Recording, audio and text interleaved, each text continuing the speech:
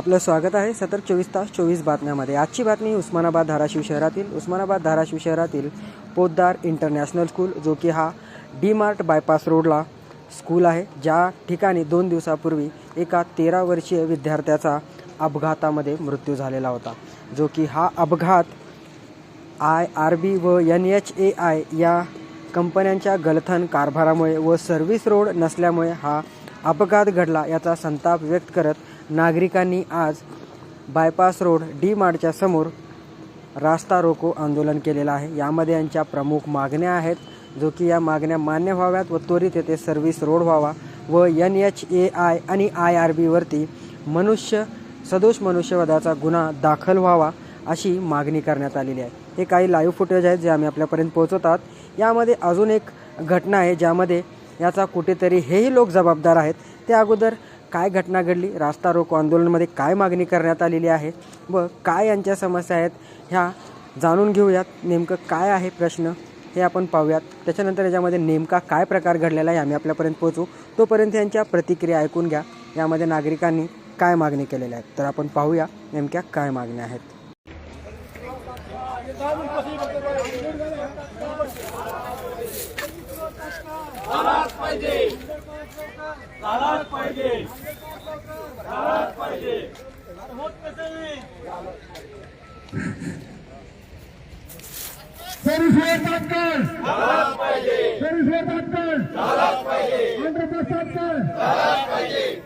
निष्पाप बालकांच्या बळी घेणाऱ्या NHAI-RBIचा निष्पाप विद्यार्थ्याचा बळी घेणाऱ्या NHAI-चा निष्पाप विद्यार्थ्याचा बळी घेणाऱ्या NHAI-चा धिक्कार असे निष्पाप विद्यार्थ्याचा बळी घेणाऱ्या NHAI-चा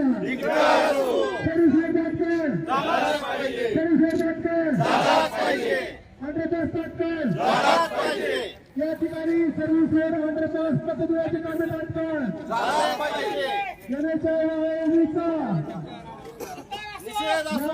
निष्पाप विद्यार्थ्याचा बळी घेणाऱ्या NHAI-चा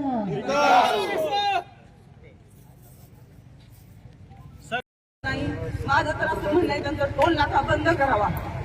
जर त्यांचं बंद राहिले ना तर ते लोक जागे होतील, कशी होणार नाही। आपण 2 दिवस येणार, इथं बसणार, उठून निघून जाणार, त्यांचा टोल नाकाच बंद करा। 8-10 दिवस बारी आपण बसू तिथं 50-50 माणसं। टोल नाका एकदम बंद केल्यावर काय खातील मग तर त्यांना जागेल ना। आज पोद्दार शाळेला आपण लाखो रुपये फी भरतो, कशासाठी? मुलांना जास्त शिक्षण मिळावं, चांगलं मिळावं म्हणूनच ना। आज गरीब लोक, मी एक भाजी विकणारी बाईची चर्चा केली की बाई रोडवर भाजी विकती ज्ञानेश्वर मंदिरापाशी, आणि पण तिला एकच मुलगा आहे आणि तिने एवढंच म्हटली माझा मुलगा शिकला तर माझं कल्याण होईल म्हणून तिने पोद्दार शाळेत घातलाय। लाखो रुपये फी भरायची, तिची ऐपत बसली ती भरती, आणि जर त्यांचं जीवनच धोक्यात येत असेल तर काय करायचं मग? सर्व्हिस रोड आणि अंडरपास, सर्व्हिस रोड आणि अंडरपास, या कंपन्यांवर सदोष मनुष्यवधाचा गुन्हा, या कंपन्यांवर सदोष मनुष्यवधाचा गुन्हा, सर्व्हिस रोड आणि अंडरपास। आपल्या या आंदोलनाला उत्तर देण्यासाठी तहसील कार्यालयामधून नॅशनल हायवेचे पत्र घेऊन आलेले अधिकारी आहेत, ते आपल्याला जे पत्र घेऊन आले आहेत ते वाचून दाखवणार। कालची जिल्हाधिकारी कार्यालयामध्ये बैठक झाली। त्या बैठकीमध्ये भारतीय राष्ट्रीय राज्यमार्ग प्राधिकरण सोलापूर यांनी आश्वासन दिलं होतं की बाबा आम्ही 25/12/2024 पर्यंत आपली जी मागणी आहे बायपास रोडची ती कंप्लीट करूया। त्या अनुषंगाने त्यांनी पत्र दिलेलं आहे। तरी सर्वांना विनंती आहे की आजचा रास्ता रोको आंदोलन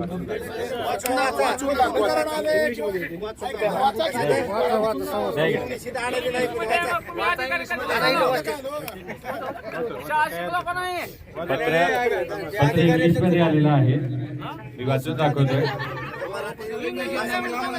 मराठीमध्ये पण आपल्याला परत देतील अशी आशा करूया।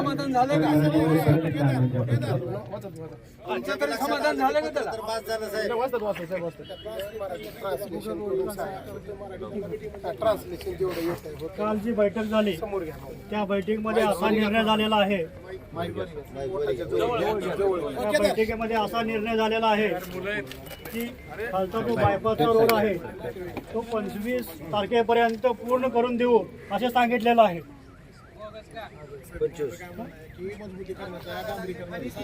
तो रोड जो आहे डांबरीकरण करणार आहे.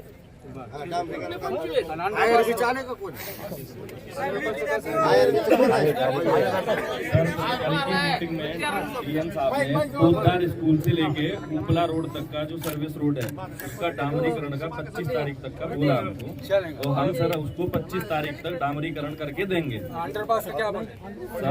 अंडरपास त्याच्याबद्दल प्रपोजल द्यायचं आहे. 25 तारीख तक पोद्दार स्कूल से और ये आपका उपला रोड इसको हम डामरीकरण करके कनेक्ट करके देंगे.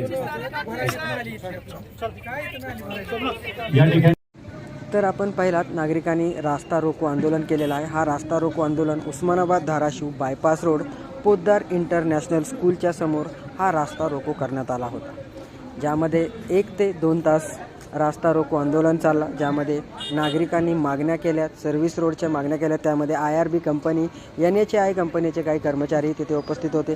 त्यांनी शब्दही दिला आहे की आम्ही 25 तारखेपर्यंत हे रोड करू असा शब्दही दिलेला आहे. परंतु कुठेतरी NHAI IRB तसेच यामध्ये अजून एक व्यक्ती आणि अजून एक घटनाही यामध्ये संबंधित आहे.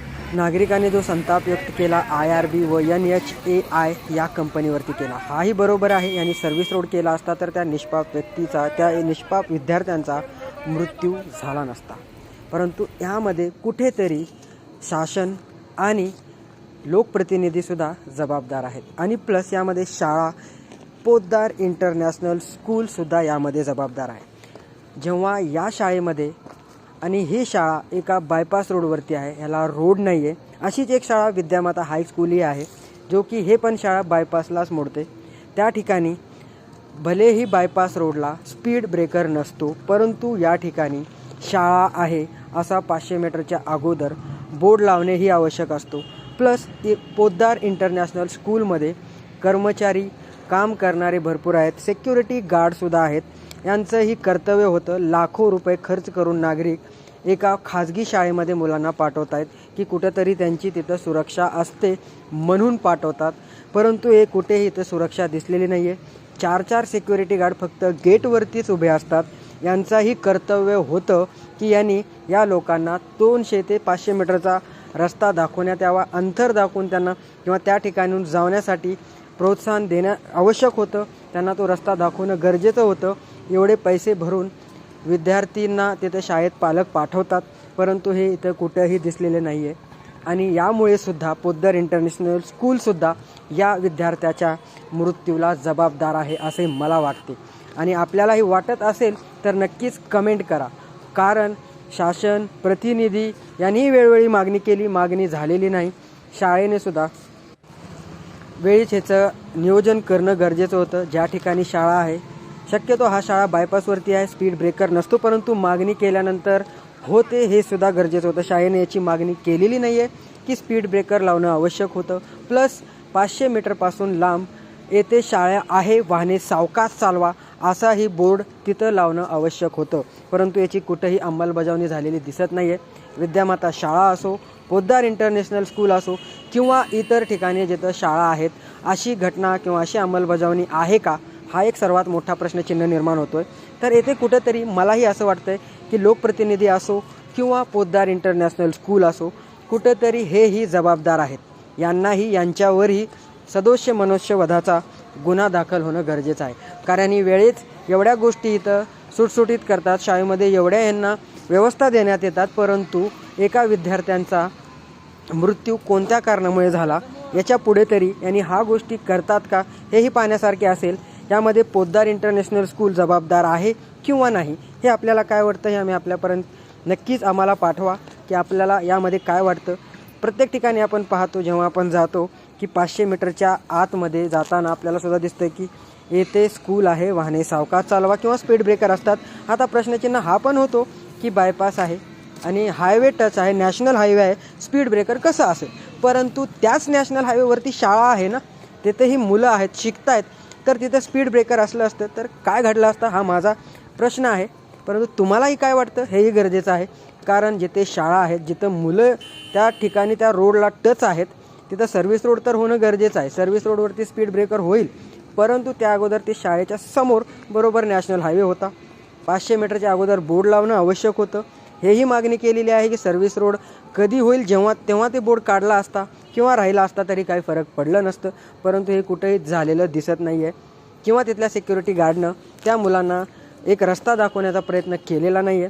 त्यामुळे सुद्धा ही घटना घडलेली आहे. तरी यामध्ये मलासुद्धा कुठेतरी वाटते की पोद्दार इंटरनॅशनल स्कूल या विद्यार्थ्याच्या मृत्यूला कारणीभूत आहे. आपल्याला काय वाटते याच्यामध्ये आपण आपली प्रतिक्रिया काय आहे नक्की कमेंट बॉक्समध्ये कमेंट करा व या बातमीला शेअर करा. आणि आपल्याला काय समस्या असतील किंवा याच्यामध्ये कोणाच्या चुकीमुळे हा प्रकार घडला हे कमेंटमध्ये नक्की कमेंट करा व या बातमीला शेअर करण्यास विसरू नका.